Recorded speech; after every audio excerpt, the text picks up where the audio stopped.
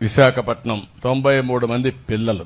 ఒక అతను చర్చి పేరుతో వాళ్ళు ఇచ్చేసి దగ్గర ఆర్ఫన్స్ ని, పేదవాళ్ళని ఒక 93 మంది చేర్పించారు. సరి అయిన శ్రద్ధ తీసుకోకుండా ఒక డిన్నర్ పెట్టి పేరెంట్స్ కూడా పిలిచి వాళ్ళకి సరైన భోజనం అంటే మామూలుగా చెక్ చేసుకోకుండా అందరూ 4 చనిపోయే పరిస్థితికి వచ్చారు. చాలా బాధేస్తుంది. నేను ఒకటే చెప్తున్నా, ఎవరైనా సరే ఒక మంచి కార్యక్రమం చేయాలన్నా బాధ్యత తీసుకునే బాధ్యత మీ మీద ఉంది. మీరు ఎవరైనా సరే తప్పులు చేసి చనిపోవడానికి వీలు లేదు.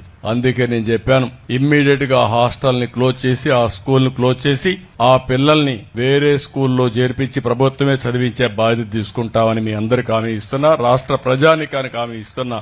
ఎవరైతే బాధ్యత రాహిత్యంగా పనిచేశారో ఇమ్మీడియట్ కలెక్టర్కి ఆదేశాలు ఇస్తున్నా, అరెస్ట్ చేయమని.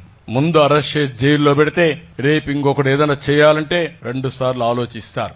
నెగ్లిజెన్స్ కూడా చాలా బాధ. అందుకే అరెస్ట్ చేసి ఏం జరిగింది అన్ని కూడా ఎంక్వైరీ చేసి వాళ్ళందరిపైన యాక్షన్ తీసుకోమని కూడా ఆదేశాలు ఇచ్చాను. చనిపోయిన పిల్లలకు ఒక్కొక్కరికి 10 లక్షల రూపాయలు ఆర్థిక సహాయం చేస్తున్నానని చెప్పి కూడా నేను మీకు తెలియజేస్తున్నా. ఈ ప్రభుత్వం బాధ్యత తీసుకుంటాం.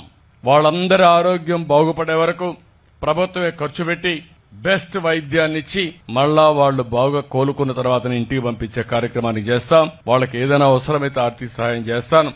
కానీ మళ్లీ చెప్తున్నా, బాధ్యత తీసుకుంటాం. తప్పు చేసిన వాళ్ళని కఠినంగా శిక్షిస్తాం.